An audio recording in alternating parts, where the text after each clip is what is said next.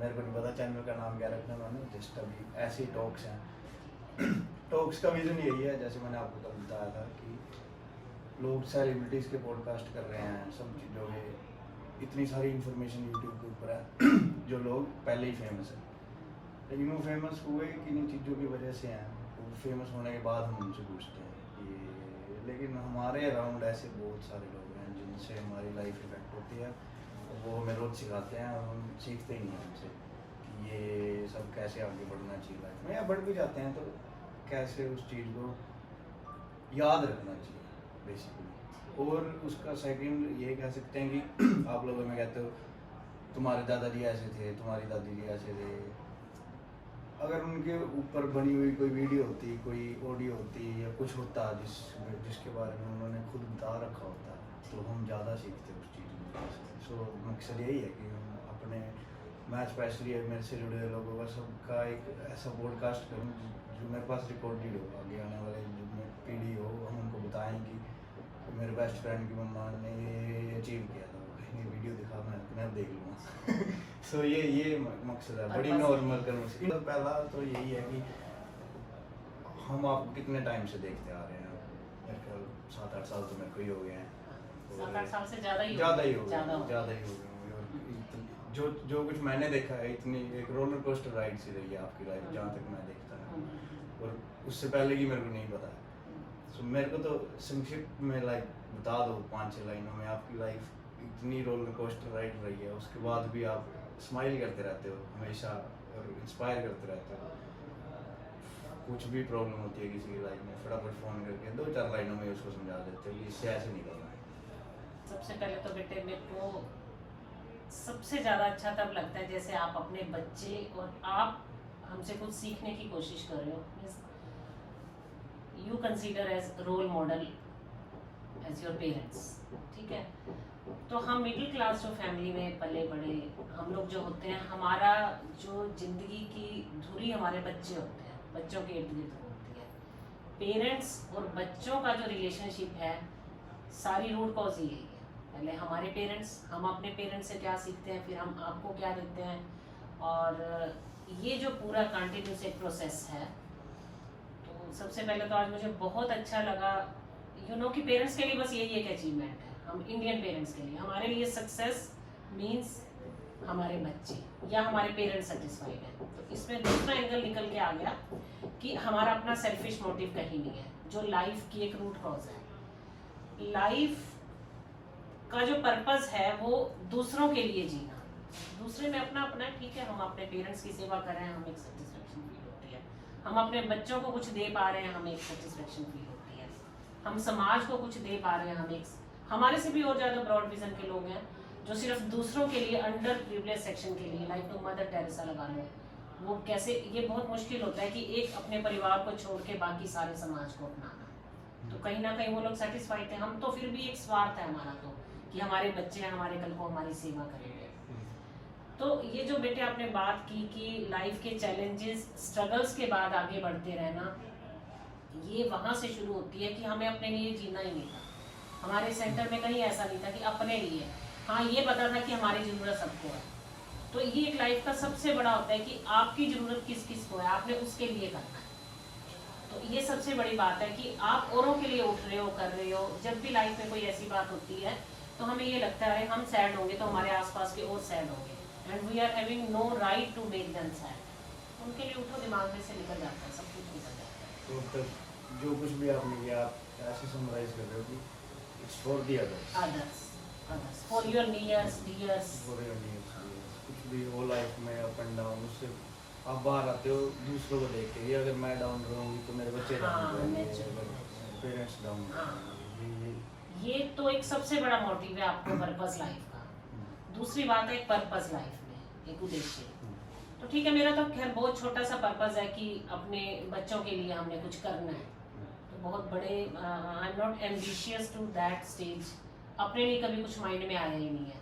और एक बड़ी इंटरेस्टिंग सी बात है कि जब आपके लिए अपने लिए नहीं आता तो इस रेसिप्रोकेशन, आप दूसरों के लिए करते हो, दूसरे आपकी केयर करते हैं। तो केयर जो है एक रेसिप्रोकेटिव प्रोसेस है। If you are not thinking about your self, so that means others are caring for you. आपका जो प्रोफेशन है, टीचर से प्रिंसिपल से लीडर्स, शुरू से ही आप इस लाइन में हैं, तो आई थिंक 25 ईयर्स हो गए। 25 years 25 ईयर्स, उससे पहले स्टडी सब आप इंजॉय कर रहे हो इस चीज़ को, है ना? तभी इतना प्रोलॉन्ग प्रोसेस हो चुका है अब तक। So, मैं ये जानना चाह रहा हूँ कि आपको कब पता चल गया था कि आप टीचर ही प्रोफेशन इंजॉय करोगे और दिस इज़ लाइफ, अब इसी में आगे आगे बढ़ना है, जो कि आप बढ़ चुके हो, इससे ऊपर तो क्या ही होगा। कब आपको पता लग गया था कि हाँ, जो स्टक हो गया माइंड में कि हाँ, ये टीचर ही मेरा प्रोफेशन है? frankly speaking कि I have not planned at all anything. In very young age, at the age of 21 only, it was coincidence कि एक अभी बेटा मेरा अनमोल जो है वो 6 months का था, तो एक पड़ोस में एक स्कूल वाले आए और बुला के ले गए कि ठीक है हमारी बहू रानी घर बैठी है और हमें साइंस टीचर की ज़रूरत है। तो विदाउट प्लानिंग सब कुछ होता चला गया and the management observe that she is having leading qualities. तो उस टाइम मुझे एक लीडिंग क्वालिटीज़ एक वर्ड पता भी नहीं था, जब उन्होंने ऑब्जर्व कर लिया होगा and all of a sudden they decided कि आफ्टर 3 years की we are going to promote her as principal of the school. तो उसके बाद से जो चेंजेस आए, ड्रास्टिक चेंजेस लाइफ में, at that time okay I was principal but I don't think so I have done well at that time. I was too strict, I was not caring for my staff members, but one thing was that I was dutiful. I was dutiful for the 1,000 children of the school. मेरे को ये लगता था कि बच्चा school में आया तो वो सीख के जाए, ये मेरा स्टार्टिंग से रहा है। ये चीज आपके पर्पस हो गया, ये जस्टिफिकेशन होनी चाहिए। वो मेरे को ना पेरेंट्स की आंखों में नजर आता था, जी आपको हम सौंप के जा रहे हैं कुछ। वो जब उनकी आंखों में एक उम्मीद होती थी कि ये मेरा बच्चा मेरी लाइफ की सबसे बड़ी चीज़, ये मैं प्रिंसिपल को दे के जा रहा हूँ तो शायद ये इसको कुछ बना के निकालेगी, उसके लिए मैं इमोशनल थी। वो मैं स्टार्टिंग से इमोशनल थी और आज भी इमोशनल हूँ कि बच्चे को एटलीस्ट और कुछ नहीं है तो उसका करेक्टर, उसकी एजुकेशन प्रॉपर दे के जाए। आई थिंक इस चीज़ ने आपको जोड़ के रखा है इस प्रोफेशन के साथ, इसी में आप आगे बढ़ते रहे, because you were seeing something for others. इसी चीज़ में आपको बढ़ते गए। जैसे हम हमारे प्रोफेशन में अभी तक नहीं मुझे ऐसा कुछ क्लिक करा कि हाँ इसकी वजह से, जैसा आपका एक बच्चा आया है उसको लाइफ बनानी है, हमारे प्रोफेशन में ठीक है इंजीनियर हैं, ये है वो है, नथिंग देयर स्पेशल कि हाँ इसी में बढ़ना। सो आई थिंक इससे यही सीखने को मिल रहा है कि कुछ ऐसा पर्पस होना चाहिए उस प्रोफेशन में जो बियॉन्ड सैलरी हो, बियॉन्ड एनीथिंग हो, सोसाइटी को जो यूजफुल हो, समाज को हम क्या देके जा रहे हैं। मुझे लगता है हमारी लाइफ का ये इंटीग्रल पार्ट होना चाहिए। अपने साथ साथ हम समाज को क्या दे रहे हैं। वो ठीक है, वो ना आए न्यूज़पेपर्स में, ना आए कहीं, ना आए कुछ ना हो, लेकिन कहीं ना कहीं आपको सेटिस्फाई करेगा जब आप समाज के उन लोगों को कुछ दे रहे हैं। तो बहुत सारे लोग मेरी ज़िंदगी में ऐसे हैं, लाइक मेरा चलिए लगा लीजिए लकीली एक स्कूल ऐसा प्रोफेशन हो गया कि क्लास 4 एम्प्लॉई हैं यहाँ पे। तो काफ़ी बार वो बता के जाते हैं कि मैम इस टाइम आपने मेरी हेल्प की, हमें याद भी नहीं होता। लाइक एक लड़की लगा लो, मेरे पास एक सपोर्ट स्टाफ में एक थी लड़की, उसके फादर की डेथ हो गई कोविड का, अभी 15 डेज हुए थे कोविड को। तो फ़ोन आ गया कि उसके फादर की डेथ हो गई, इवन उसके पास क्रिमिनेशन के लिए भी उस टाइम उसके पास 1,000 रुपया भी नहीं है। तो मैंने अरेंज किया, अपने अकाउंटेंट को भेजा, मैंने कहा जाओ उसको 5,000 रुपये वहाँ दे के आओ, और पहले दिन की रोटी के लिए भी उसके पास पैसे नहीं थे। तो मेरे लिए ये बिलीव भी करना मुश्किल था कि ऐसी भी स्टेज होती है। चलो ठीक है, हम करा के भूल गए। तो आज भी वो लड़की हमारे स्टाफ में है, तो वो आज भी कहती है कि मैडम मैं वो दिन नहीं भूल सकती कि वो जो मेरे साथ हुआ था। आपसे काफ़ी लोग इंस्पायर हुए हैं over the years, including me, including Anmol, including हमारे परिवार के लोग। आप भी बहुत लोगों से मिले हो जो आपसे एजुकेशन मिनिस्टर, ये हर किसी से आप मिले हो। आपने क्या सीखा क्योंकि आपकी तो खुद की ही जर्नी इतनी इंस्पायरिंग रही है, आपको लगता है कि आपने किसी से कुछ सीखा है? हाँ, मेरी हर स्टेज पे मेरे, सबसे पहले तो बात करूँगी मैं प्रोफेशनल स्किल्स की। देखिए 2 तरह के स्किल है। इंटरपर्सनल स्किल्स में तो डे बाय डे हम सबसे सीखते हैं, हम आप लोगों से सीखते हैं, अनमोल से, इवन दिव्यांश है। अब ये डेली की कुछ ऐसी, मतलब मेरा इतना माइंड ओपन हुआ है उसकी कनेक्शन में आने के बाद। लगा लो उसका एक डिपार्टमेंट इस तरह का है, तो वो घर में ब्रॉड माइंडेडनेस की बात करता है कि घर में चलो हमारी कोई भी बहू आएगी तो ऐसा क्यों नहीं कि बहू घर में क्यों आती है, मैं क्यों नहीं जा सकता शादी करके सोसाइटी में, इस तरह के क्वेश्चन उठाने।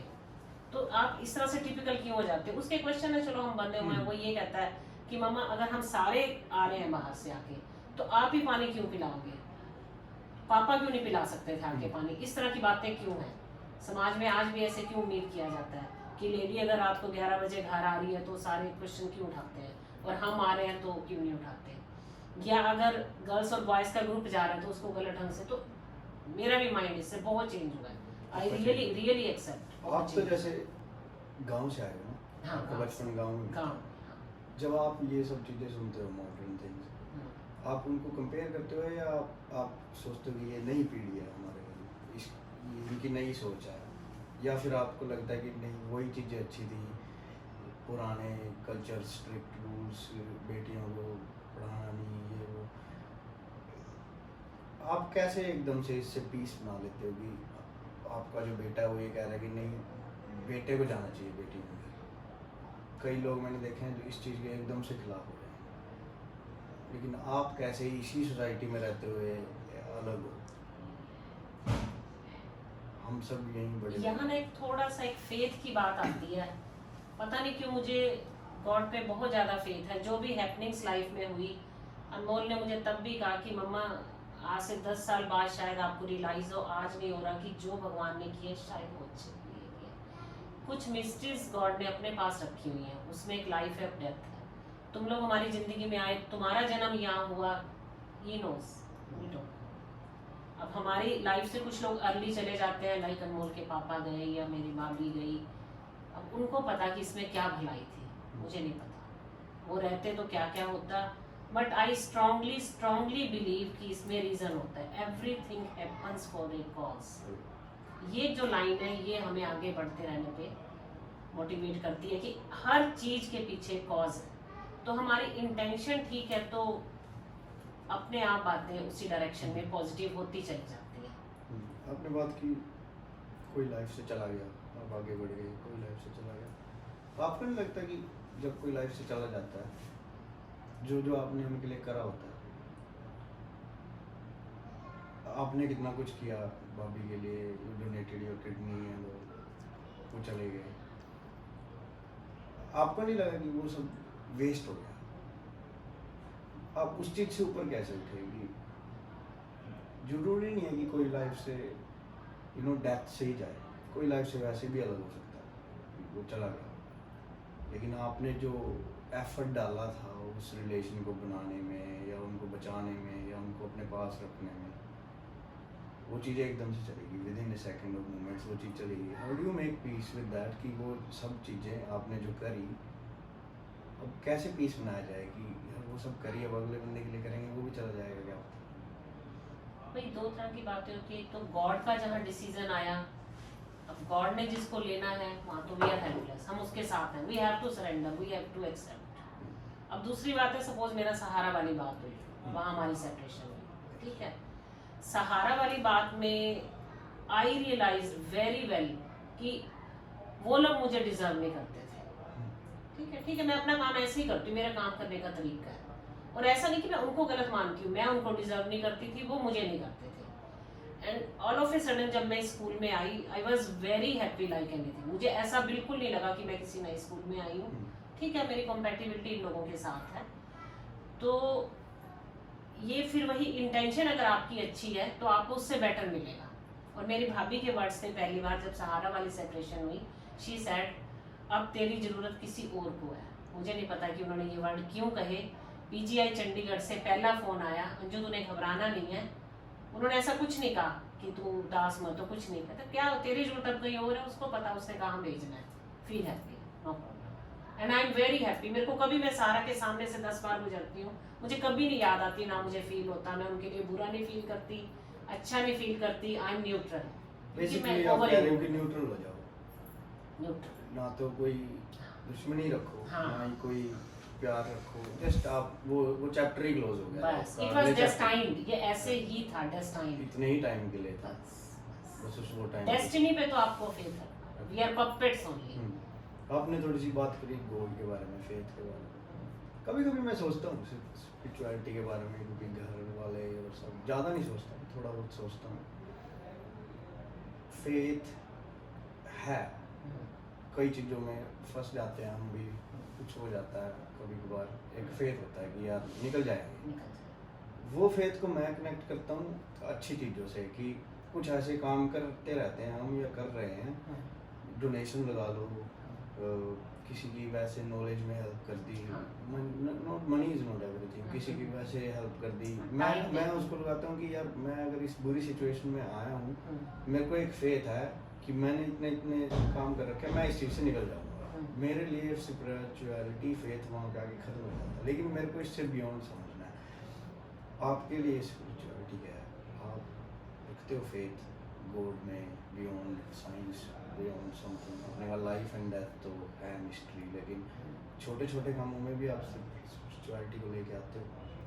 स्पेशलिटी वही गॉड में ट्रस्ट तो है, मुझे फेथ तो है कि कोई माइंडफुल ऑलमाइटी जो पावर है वो इस दुनिया को जो चला रही है, नेचर, वो हीलिंग तो उसका काम है ही है। बट मुझे प्रोसेस नहीं आती, मुझे पूजा नहीं आती, मुझे मंत्र नहीं आते, इवन मेडिटेशन भी नहीं मैंने कभी 1 सेकंड की भी नहीं की, बट स्टिल कि मुझे है। कभी आप प्रॉब्लम में आते हो, आपको याद आता है या फिर आपको अपनी ऊपर फेथ होता है कि मेरी रिसर्च के मुकाबले या मेरे कनेक्शंस के साथ या मैं निकल जाऊंगी इस चीज़ से, या फिर आप you think about God? Prayer करती हूँ मैं, प्रेयर में तो स्ट्रेंथ मिलती है, गॉड से प्रेयर तो करती स्ट्रेंथ मिलती है, हूँ। गायत्री मंत्र का लेकिन जाप। निकलना अपने आप ही पड़ता है उस सिचुएशन। हमें स्ट्रेंथ तो खुद रखनी होगी, साथ सारे देंगे, सब साथ खड़े होंगे, इंटरनल स्ट्रेंथ तो आपकी अपनी है। टाइम लगता है, बट ये है कि हमारे साथ सारे खड़े हैं तो रहता ही है। आइसोलेशन तो फील नहीं होनी चाहिए ना, everybody is with us. Isolation की बात आपने करी, कभी कभी चले जाते हैं उस मोड में, कभी कभी हो जाता है, क्योंकि रहते दूसरी कंट्रीज में हैं या कोई होता नहीं है पास में। पिछले कुछ महीनों के अंदर अंदर 1-2 महीने में भी बहुत आइसोलेशन में था, उससे बाहर आए।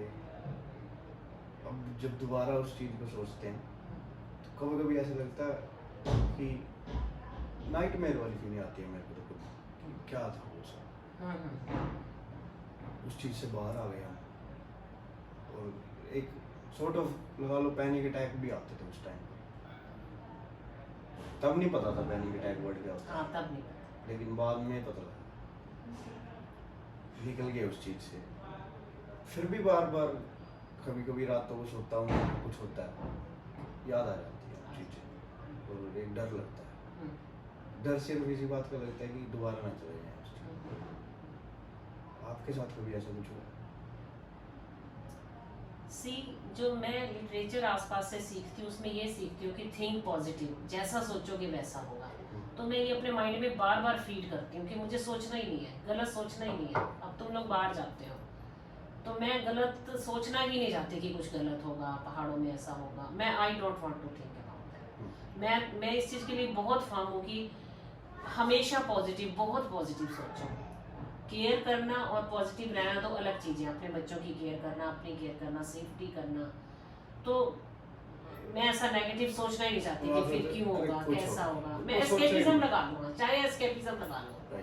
आई want to be happy only, happiness. तो उस सिचुएशन के बारे में सोचो ही मत, सोचती जो नहीं निकल चुकी है ना, नहीं सोचना ही, जैसे मर्जी लो। और अपने फ्लॉज मैं एक्सेप्ट करती हूँ, जहाँ मैं कमियाँ हैं, जहाँ कुछ, हाँ बहुत सारे फ्लॉज हैं। मैं तो बिल्कुल ही, जैसे मैं तो I am impulsive, I am impatient, मेरे तो बहुत सारे फ्लॉज हैं। मैं तो बड़ी जल्दी और लगा लो मोर देन ट्रांसपेरेंट, इतना नहीं होना चाहिए। लोग कहते हैं कि कुछ रिजर्व होना चाहिए, बट मेरा ब्लैक एंड वाइट, मैं सब के सामने सब कुछ होता है वहाँ पे भी। आपको लगता है कि वो फ्लॉज है?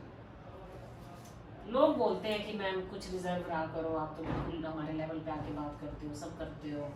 ठीक है, मैं ऐसी हूँ तो हूँ। मैं मैनेजमेंट को भी बोल देती हूँ उससे, मैं ऐसे नहीं होना चाहिए, ऐसे होना चाहिए। लोग बोलते हैं कुछ भी, तो मुझे लगता है नहीं, इट्स ओके, जैसी मैं हूँ तो ऐसे। मैंने मैनेजमेंट की अपनी पर्सनालिटी, हाँ, वी शुड गो, हमें रिस्पेक्ट अपनी करनी है।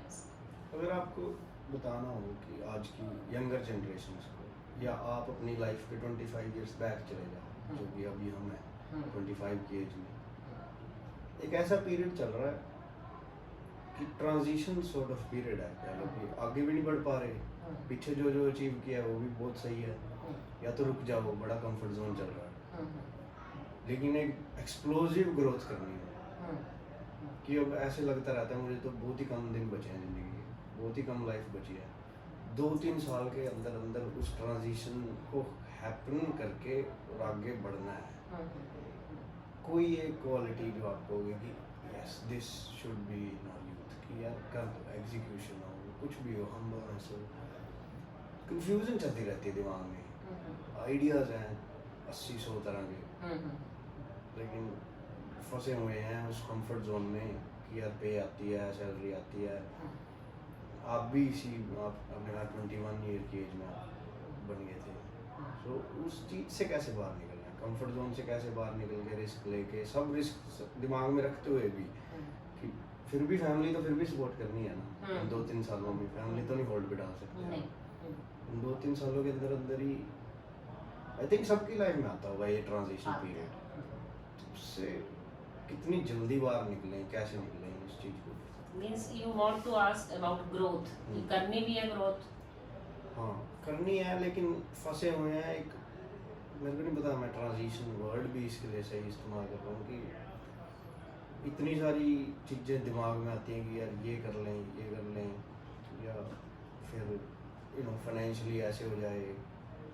ज़रूरी भी नहीं है कि कैरियर वाइज ही, पर्सनली भी लाइफ के अंदर हेल्थ को लेके सही हो जाए। ये सारा कुछ एक टेबल पे ला के कैसे ग्रो करें।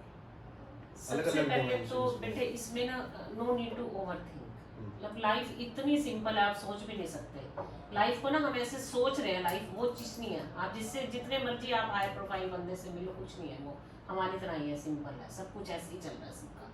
तो ओवर थिंकिंग मत करो, इतना ऑब्सक्योर, इतना कॉम्प्लेक्स लाइफ में कुछ भी नहीं है जैसे हम सोचते हैं। बड़ी आसानी से जब एक एक स्टेप करके रास्ते खुलते चले जाएंगे। एम हाई, कोई बात नहीं। ये तो आपने बहुत बढ़िया बात की कि इस कंफर्ट जोन में नहीं रहना, ना रहो। आपके सोचने का टाइम है अभी।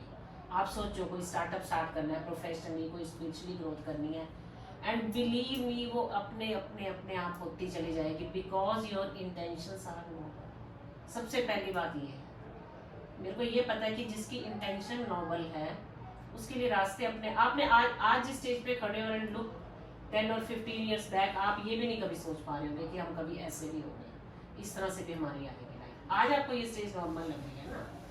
आप प्राउड हो किसी चीज़ को लेकर, आपकी जर्नी जो है, आप प्राउड, हर बंदा अपने ऊपर प्राउड करता है। मैं तो नहीं अभी कुछ कह सकता, मैं नहीं कुछ ऐसा करा कि मैं प्राउड हूँ।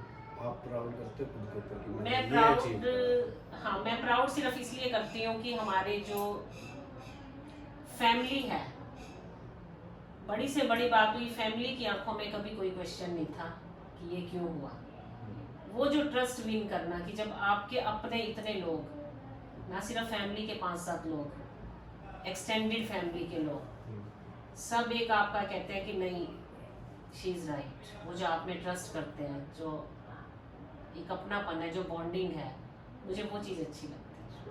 मुझे फैमिली मेरी सबसे बड़ी स्ट्रेंथ है। कुछ रिग्रेट करा कभी? रिग्रेट तो करते हैं काफ़ी बातों के लिए, जब फेल्योर फेस करते हैं रिग्रेट। तो रिग्रेट किया है, हर स्टेज पे किया है। कॉज तो है ही है। सबसे पहले जैसे अनमोल के पापा वाली बात हुई, मैं रही 2 साल, मैंने बहुत रिग्रेट किया कि मुझे उस टाइम समझ क्यों नहीं आया। बहुत मैं पंडितों के पास, साइकेट्रिस्ट के पास बहुत पूछा कि मुझे क्यों नहीं समझ आई तब क्या चीज़ थी, काश मैं कुछ कर लेती। रिग्रेशन तो है। फिर उन्होंने समझाया अपने ढंग से, साइकेट्रिस्ट ने समझाया कि ठीक है, इट वाज इग्नोरेंस, अब आपको पता नहीं था तो क्या आप ट्रीट ना कराते। पंडित जी ने डांटा कि आप काल को रोक लेते क्या, काल था, कैसे कैसे कह रहे हो, वो तो आना ही था। ठीक है, सबने समझाया, निकले बाहर। रिग्रेशन तो हर स्टेज पे होता है कि ऐसा ना होता तो ऐसा हो जाता, ऐसा ना हो तो अब सारा वाला केस हुआ। जब जो इंसिडेंट हुए, इवन भाभी वाला केस हुआ, तब भी हम इस हॉस्पिटल में करा लेते। इंसान सोचता ही है जब भी कोई स्टेज आती है, ऐसे ना कराते तो ऐसे कराते। उस चीज़ के साथ पीस कैसे बनाते हो आप? रिग्रेट हुआ, मेरे को भी बहुत रिग्रेट होते हैं यार, ऐसे नहीं होता, ऐसे नहीं होता, लेकिन मैं स्टक हो जाता हूँ उस थॉट के ऊपर। बियॉन्ड जंप कैसे? ओवर थिंकिंग नहीं करनी, मूव ऑन। सोचो, उसको बड़ा रैशनल थिंकिंग रखो, ओवर थिंकिंग नहीं करनी। बी प्रैक्टिकल थोड़ा सा। आप जो कर सकते थे आपने किया, बस एक लाइन, जो आप कर सकते थे तब आपने किया, आपने इंटेंशनली कुछ नहीं किया। आप जो कर सकते थे आपने बेस्ट किया। तो मैंने सारे ही केसेस में अपने आप को यहाँ जस्टिफाई किया कि मैं जो कर सकती थी मैंने बेस्ट किया, दैट्स इट। अब मेरे हाथ में नहीं था। कभी भी हम अपनी तरफ से कहीं भी कसर नहीं छोड़ते करने में। हम जो कर सकते थे हमने किया, दैट्स इट। उसके बाद आगे बढ़ो। सबसे पहले एक मैं आपको लाइफ का की रूल दूंगी कि फॉरगिव योरसेल्फ। अपने आप को तो गिल्ट से बाहर निकालो, आप कहीं भी गिल्टी नहीं हो। सबसे पहले अपने आप से प्यार करो, आपके लिए रास्ते अपने आप खुलते जाएंगे। सेल्फ लव बहुत जरूरी है, सेल्फ केयर, सेल्फ लव। जब आप ठीक हो, मेंटली हेल्दी, आप साउंड हो, तभी आप केयर करोगे ना। यहाँ से सोचना है, ये साउंड होगा तभी कूल एंड काम होगे, तभी करोगे ना। वही वाइब्रेशंस दोगे, वाइब्रेशन तो मैटर करती है, वाइब्रेशन बहुत मैटर करती है। तो आपने बात करी साइकियाट्रिस्ट की, काउंसलिंग की, is that the only time you took counselling या फिर आपने कभी और भी काउंसलिंग ली? No, it was the only. फायदा मिला? बहुत फायदा लाइफ में मूव ऑन करने का। मैंने आपको बताया सहारा वाले केस को मैंने एक मिनट भी नहीं फील किया, जबकि लोगों को लग रहा था कि बहुत बड़ी बात है। मेरे माइंड पे ये कुछ नहीं, एक बार भी नहीं, ना घर में रोई, ना मैंने इसको अपने ऊपर आने दिया, कुछ। लोग बहुत ज़्यादा डिप्रेशन एंजाइटी में है। पहले मुझे ये बात नहीं समझ आती थी, अब आती है क्योंकि we have been through that. हाँ, काउंसलिंग हेल्प करती है उस चीज़ में, मुझे भी करी थी। थिंग इज ऐसे ऐसे लोग हैं लाइफ में जिनको मैं जानता हूँ 5-5 साल से पड़े हैं डिप्रेशन में। क्या बोला जाए उनको? काउंसलिंग भी हो गई है, सब हो गया है। डिप्रेशन का ना बात एक ये ही रीजन होता है, जब आप देने वाले हाथ रखते हो ना, आपको कभी डिप्रेशन नहीं आती। जब आप लेने वाला रखोगे कि ये भी मुझे दे, ये भी मुझे दे, इन द सेंस कि टाइम दे, वो मुझे टाइम नहीं दे रहा, डिप्रेशन क्यों आएगी? वो मेरी केयर नहीं, अरे वो क्यों करे, तुम कर लो उसकी केयर। वो क्यों तुम्हें दे, तुम दे दो जाके। हम क्या करते हैं कि इंटेंशनली और अनइंटेंशनली ऐसा ऑरा बना लेते हैं, उसने नहीं मुझे बुलाया, मैं क्यों जाऊँ, अरे तेरा दिल कर रहा है तू चला जा। वो लोग हैं डिप्रेशन का कोज भी भूल चुके हैं कि डिप्रेशन हुआ क्यों था। वो वाला एक स्टार्टिंग तो होती है ना डिप्रेशन की, किसी वजह से कोई सिचुएशन होती है, कोई कुछ हुआ होता है, अब 1-2 महीने में बाहर आ गई। लोग 5-5 साल से पड़े हैं, भूल भी चुके हैं कि वो जो था वो कॉम्प्लिकेट करी जा रही उस चीज़ को करी जा रही। फील बैड फॉर दैम क्योंकि वो उस चीज़ में है।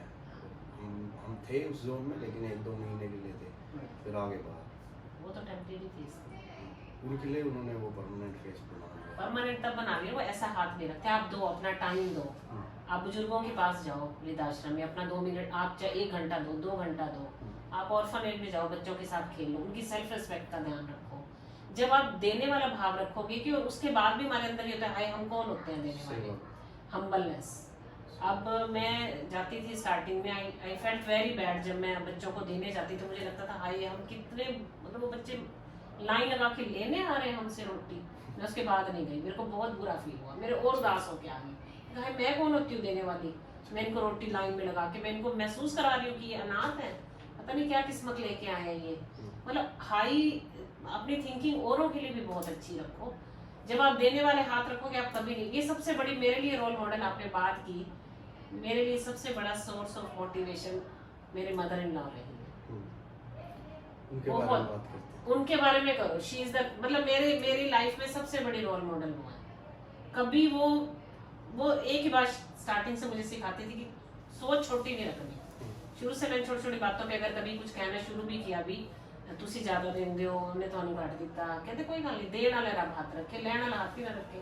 वो हमसे भी आज तक भी नहीं लेके राजी है, एट द एज ऑफ 83 भी वो हमें दे के ही राजी है। अब आज का भी छोटा सा इंसिडेंट है, अब कौन मनाता है कि अपने देवर की पोती का बर्थडे घर मनाया जा रहा है, उसके लिए पागल हुआ जा रहा है, क्यों? क्योंकि ये उनको खुशी दे जाएगी आगे आने वाले 1 साल तक। ये चीज उनको मिल रहा है ना, हमें नहीं पता कि देने के बाद हमें कितने गुना मिल रहा होता है। जो उनकी मेंटल स्ट्रेंथ बढ़ी, इस एज में भी वो लोनली नहीं फील करती, वो मुझे बच्चों को बाहर भेज के, वो हमें अभी तक भी हम उनके ऊपर डिपेंड है, सारे हम उनके ऊपर डिपेंड है, सारी फैमिली, ना केवल हम, पूरी फैमिली, चाचा चाची सब उनकी शरण में आते हैं, सब उनसे सलाह लेते हैं। वो मॉडर्न भी नहीं है, इतनी हम्बल लेडी है, वो तो 200 रुपये से ऊपर का सूट नहीं डालती, फिर भी सारी फैमिली उनके इर्द गिर्द घूमती है। ऐसा क्या है? रिसर्च करने लायक तो उनकी है वो, शी इज टू हम्बल।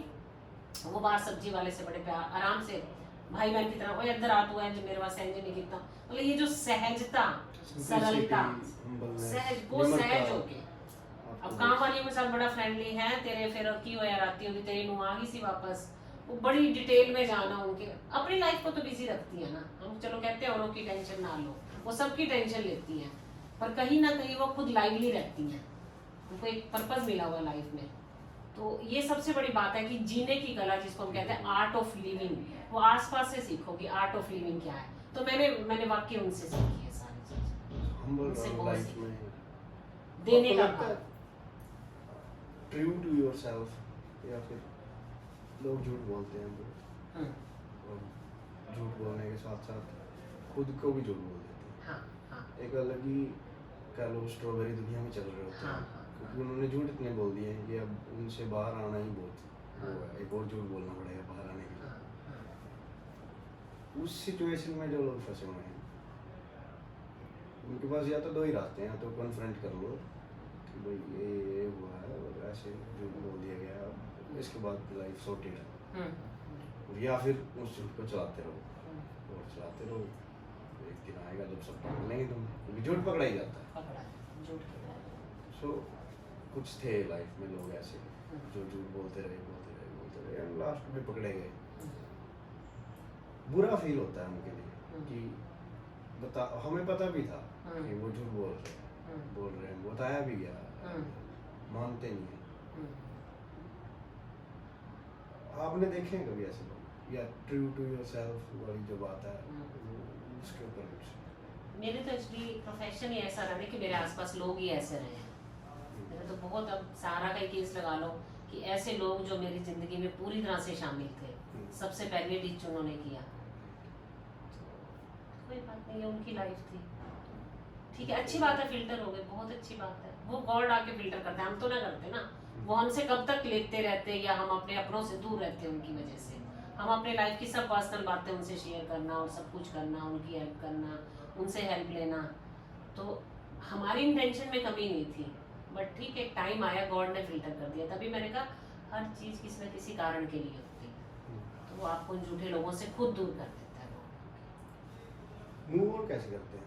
अब चले गए वो लोग लाइफ से, आपकी लाइफ से भी बहुत लोग गए या लेकिन बड़ी जल्दी मूव ऑन, या तो हमें लगता है कि आप कर गए, या फिर आप करे नहीं और दिखा रहे हो कि आप कर रहे हाँ, वो दिखाते दिखाते फिर सच में भी फिर सच में हो जाता है। यही मैं भी सोच रहा था कि एक टाइम आता है कि आप दिखा रहे हो फिर हो गया, आपको पता ही नहीं लगता। पर दिखाना बहुत जरूरी है, दूसरे बिकॉज के लिए। कोई भी ऐसा एनवायरनमेंट, ग्लूमी एनवायरनमेंट, कोई भी आपके पास आना पसंद नहीं करता। आप बैठे हुए हो इस तरह से मूड में, कोई क्यों आपके पास आएगा? लेकिन मूव ऑन का एक अनदर एंगल है कि जो हमारे साथ हुआ है, या जो किसी के साथ भी कुछ बुरा होता है, वो बंदा बहुत कोशिश हो जाता है, बहुत स्लो हो जाता है, बहुत फिल्टर करने लग जाता है चीज़ें, जो कि दूसरे बंदे के लिए फेयर नहीं है। जो नया बंदा लाइफ में उसके लिए वो फेयर नहीं है, क्योंकि आप बहुत कंजर्व हो गए फिर उसके लिए। अब आप वो नहीं हो जो आप हो एक्चुअली, जो बेसिक पर्सनैलिटी है आपकी वो नहीं रहे। आप बहुत कंजर्व हो गए, आप बहुत कुछ जज कर रहे हो उस बंदे के जज कर रहे हो, उस बंदे को एज ए एक्सपेक्ट वही नहीं कर रहे, कंपैरिजन आ जाता है ना कंपैरिजन कि कर पीछे रहे ऐसे हैं, हुआ, पीछे वैसे हुआ है। ऐसे तो उस चीज से कैसे जल्दी से जल्दी मूव ऑन करा जाए कि यार जो वो था ये बंदा नया है, इसको उसके हिसाब से देखा जाए, उसकी जो कौन्स थी वो इसके अंदर नहीं है, नहीं होगी। हाँ, नहीं होगी, उसका या ये है कि आप बहुत ज़्यादा कन्वर्स करो, कम्युनिकेशन गैप ना रखो, एक्सप्रेस करो कि मैं इस वजह से ये हुआ था। तो जितना ज़्यादा बात करोगे बातें निकल के आएंगी, कम्युनिकेशन गैप नहीं होना चाहिए, बहुत ज़्यादा एक्सप्रेस करो, सारी बात करो उससे कि ऐसे था ऐसे था ऐसे था। तो जब बहुत सारी की बात होगी तो you will be more clear कि अब वो क्या चाहती है इस बारे में, या क्या चाहता है आपका फ्रेंड। उससे बात करो, अपनी बातें एक्सप्रेस करो, अपने अंदर कुछ मत रखो। बी लाइक चिल्ड्रन, जैसे बच्चे हैं ना, हर चीज़ की मांगते हैं कि हाँ क्यों हुआ, कैसे हुआ, ऐसे हुआ। हाँ, जितने इनोसेंट हो गए लाइफ में, लाइफ उतना ईजी होगी। बी लाइक चिल्ड्रन, इनोसेंट, कुछ नहीं रखा चालाकियों में, बड़े होने में, बच्चे ही रहो, बच्चों की तरह खुश हो, बच्चों की तरह रो, बच्चों की तरह मांगो, तो लाइफ बहुत इजी होगी। इससे ईगो कम होती है, जितनी हमारी ईगो कम होगी ना लाइफ में, ईगो हमारे को कहीं भी एडजस्ट नहीं होने देती। हम सोचते हैं हाँ इतने बड़े छोटी सी पार्टी में हमें किसी ने पूछा नहीं है, और अगर हमारे अंदर ईगो नहीं होती तो हम कहीं भी एडजस्ट होते हैं।